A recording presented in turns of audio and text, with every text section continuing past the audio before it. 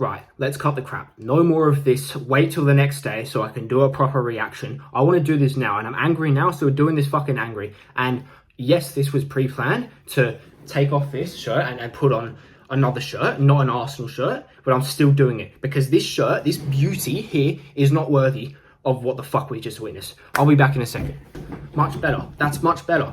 2 0-0 draws in the Premier League in a row. 2 0-0 draws at the City Ground away at Nottingham Forest in a row. That was the same match that we played there last season. The same match. The exact same match we played there last season was the match we played today. Look, think about how good Forest were last season compared to how shit they are this season. They are 17th. We have massively improved. So last season at the City Ground was February 26th. It was right after that defeat to West Ham at home. So we were under the cosh. Tyler was really getting away from us. And the squad was so stretched, so thin. Look at some of the players we fielded that day. We fielded Calafiori, who was really struggling to stay fit. In fact, he went off at half-time, replaced probably by Zinchenko. No, Kieran Tierney, who left at the end of the season for free play, like 20 matches all season. We started Jorginho. We started 17-year-old Ethan Nwaneri on the wing, and we started a midfielder, Mikel Merino, up front. Look at the bench. Tierney, Zinchenko, Sterling, White and Partey, the 2 good ones, and Kivior as well. Neto, and then 2 academy youngsters, Ismail Kabia and Nathan Butler-Oyedeji, who to this day have a total of 3 matches for the senior side between them. That is the team we had in this fixture last season against a really, really good Forest side, and we drew 0-0 because we couldn't break down their anti-football for 90 minutes. Today, we come here with such a strong side and such a strong bench that Ethan Nwaneri and Christian Norgard don't even get on the bench. Calafiori was left, obviously he's injured, but there's no Calafiori, there was no Hincapié, no Dowman. We left out Norgard, we left out Nwaneri, and the bench still looked that strong. We had Saka on the bench, we had Eze on the bench, Marino, and the team was still so strong. The one weak link is Martinelli, who was flipping tragic today because Madueke is a threat. Forest know that. They stack 3 or 4 players up on him every single time he gets the ball, and he can't do anything. That's fine, okay? Madueke has 4 fucking players on him. He can't do anything. I totally get that. He does not have the space to create his usual chaos. But then when we switch it over to Martinelli, 1 player's on him, Ola Aina, and he does fuck all. Martinelli, hat-trick against Portsmouth. Whoop-de-doo. This Martinelli guy in Premier League matches, I have had enough of him. I have had enough of Gabriel Martinelli in Premier League matches. I do not want it anymore. I love my fucking players. It takes a lot for me to talk bad about any of them. But Gabriel Martinelli in Premier League matches, at least for this season, no more.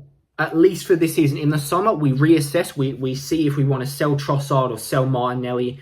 We look at which new winger we want to bring in, the dynamics that will introduce. But for this season, I am fucking done with Gabriel Martinelli starting in Premier League matches. I am done. I am sick and tired of it. And overall, once again, look at the team we played in that stadium last season. Look at the team we played today. Look how good they were last season. Look how good they are, how shit they are today. It doesn't add up. We've massively improved, they've massively regressed, and it was the exact same match as last season. Urgency right at the end in both matches. Final 10, 15 minutes, every player going for it. That's not enough. In both fixtures, it's the exact same thing. Everyone going for it, everyone getting up, everyone recycling the ball, go again, get it in the fucking box again. And the exact same outcome. We did not. Sean Dyche played the ugliest football today.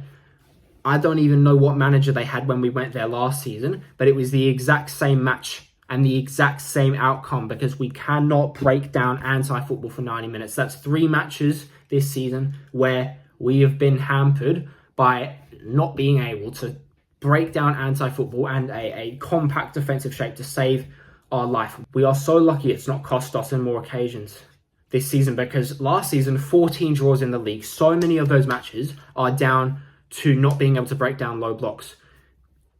What have we done that has actually helped us in these matches? We brought in Eze. Eze's not starting. Eze didn't start today. Gyökeres is occupying markers. That is a contribution. That is a big contribution, to be fair. Other than that, what else have we done to help us in these matches where we have to go up against anti-football, up against these teams who have no choice but to play anti-football against Arsenal? What have we done? We are so lucky that it's not hampered us in more matches. It is an issue. We don't have many issues remaining, but that is definitely an issue.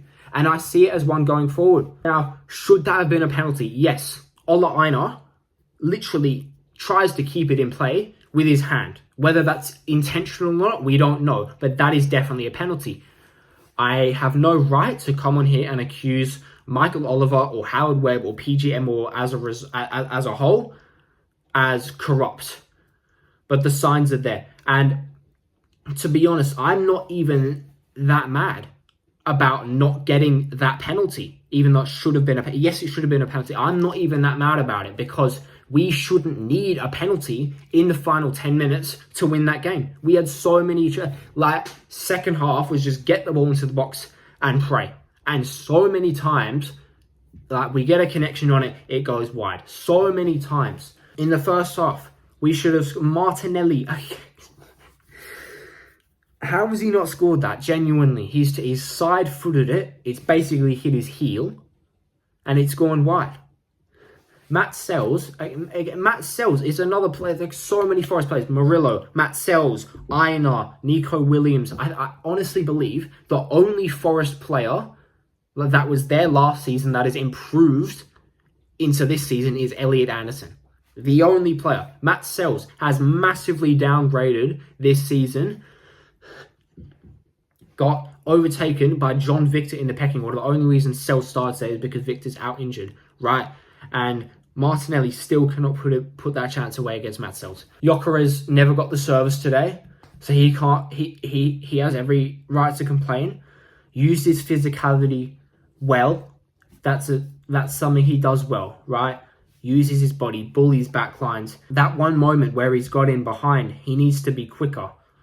He's a very powerful player. He is not a quick player in the slightest, and he showed that in that moment. Okay? Murillo hasn't been bullied by Gyökeres there at all. He's just slipped and barely managed to keep his footing. And he gets back. Murillo's also a big guy. Murillo is not a fast guy, but he catches up to Gyökeres and gets the block. So much just passing in and outside the box with no real conviction. So much recycling. I want to look at the possession stats. 61 to Arsenal. 2.07 expected goals.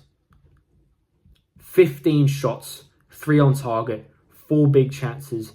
0 goals scored. 9 corners. 9 corners we had. Not one of them was played on top of the goalkeeper. What I said after Chelsea is it's the same routine that gets us so many set-piece goals is we put it on top of the goalkeeper's head.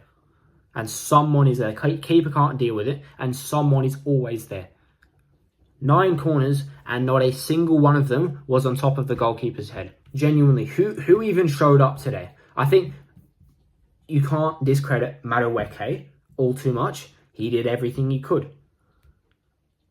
I think Saliba and Gabriel were solid defensively. Ben White as well. Other than that, who showed up? Again, Gyökeres was kind of doing what he could. But as a whole, no one showed up in an attacking sense. The substitutions were poor. Trossard on at halftime was really the only one that I really... Okay, Saka as well. Bringing Saka on was the right call, yes. Trossard on at halftime was the right call, yes. Marino on in the 57th minute instead of Eze. Eze came on much later in the 79th minute. If you bring on Eze earlier, we still have a creator. But because you brought on Marino in place of Ødegaard, we then went about upwards of half an hour without a creator on the pitch. And I'm going to go out on a limb here and say that is the exact reason why it was just spray and pray. Literally just get as many balls into the box as possible and hope for the best. We didn't actually create shit in the second half apart from balls into the box. It's just so infuriating that it's literally like the exact same match that we played at the City ground last season. This side, I've given this side so much credit, so much praise for turning things around, winning so many matches that we didn't win last season or even in seasons previously. But that is a fucking carbon copy of the City ground match last season. 0-0. The team is so much better, but the occurrences in the match is like the exact same. We had a chance to go 9 points clear at the top of the Premier League table today, and we flipping squandered. I was so happy when Mbeumo scored. I was jumping up and down. I was sprinting all over the place when Mbeumo scored that goal. I was so happy. One, because I hate Man City and everything the club stands for. Two, because it was basically confirmation that we would be getting a chance to go 9 or even 8 points clear if City managed to get a goal back and force a draw. 9 points clear we could have been. Instead, it's only 7. 7's not nothing, right? It's 7 clear of Man City. Villa still have to play tomorrow. If they win, they'd be on 46. Then they're 4 points behind us. I don't think Aston Villa are really in the conversation, to be honest, right? I'm just not convinced in the slightest that you can go to the league leaders like they did 3 or so weeks ago, play as bad as they did, lose by the margin they did, and still win the league in the same season. I don't see it happening at all. But if they're just 4 points behind us, that just ramps up the nerves like you could never even believe. There's been opportunities for us to run away with this thing, and we are not taking them.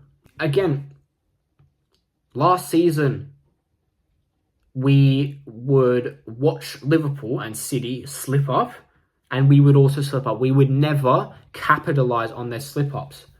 The traditional Big Six, as of late, have been atrocious. We were so close to 2 match weeks in a row where Arsenal were the only traditional Big Six side to win their game. But instead, we flipped up against Liverpool and didn't win. And then today had the potential to be generational because City lost. Chelsea got their job done, fair enough.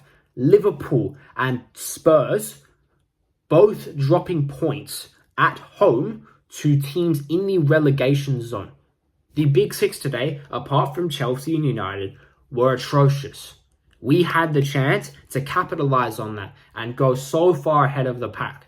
And what do? We produce that mess. Like I said at the start of the video, I am done with all the doing it the next day so I can properly unpack the match and what it means for our season. I'm doing this angry because it shows you how close we are. We are so close. I am not angry at all because I think we're bottling it. I am angry because we are so close, and it really today started to feel real. For the first time since 23-24, like March or April, early April that is, today felt real. I felt genuinely like we were on the cusp, right on the cusp of winning the Premier League title for the first time since 2004. And then we produced that. Did the pressure get to us? I was praying that we would not take note of the City result, as in the players. I was hoping, look at it, go, cool, we got a chance here, but don't think too much of it. What do? We probably thought too much of it. We probably overthought it. We probably put too much pressure on our shoulders, and we produced that. 2 0-0 draws in a row in the Premier League. Okay? That's 5 draws now. 5 draws. 5. Are you, what are we doing here? I cannot be bothered. At the end of these reactions, I go, oh, what do we have next? I don't care about what's next. That's a massive, massive opportunity today that we've completely squandered. The story of our 24-25 was so many missed opportunities, a lot of other issues. But that was one of the main things, is we would never capitalize when we had the opportunities to gain ground on Liverpool. This season, it's the opportunities to go really, really far ahead that we aren't taking. Could have been 9. It could have been 9 points clear ahead of Villa's match tomorrow. Instead, it's 7, and Villa can make it 4 tomorrow with a win against Everton. which, let's be honest, they really should. We have Inter next. I don't even give a fuck, right? Literally rotate. I don't care. People are going to say, go to San Siro, make a statement. I don't care. Literally fucking rotate. I don't care. I do not care in the slightest what happens in that game. Rotate. Start Ethan Nwaneri. Seriously, start Ethan Nwaneri against Inter. I do not care. We are through to the round of 16 of the Champions League. I don't care. Save your energy for Man United because they looked really good today against City. New manager bounce. Everyone putting everything on the line. Defensive work rate. Elite. They looked really good against City. That's going to be a tricky game. We always beat them at the Emirates. Going into that, I'm not going to be confident. Like I would have been, say, last season or even the season before. Arteta, you're a donut sometimes. Arteta, man, you've completely transformed my club and taken it back to the place where it belongs, competing for trophies, major trophies, as in Premier League, Champions League, season after season after season. But today was a shambles. That's what it is. One result ruins it all. Spurs lost. Liverpool drew. City lost. I don't care. This result at the end of the night ruins it all. Amazing. Terrible today. Genuinely terrible. We're still in the driver's seat, okay? But it's matches like these where you don't learn from your mistakes that you look back on in May and wonder, was that the match that did it for us? Genuinely just shit today. Terrible.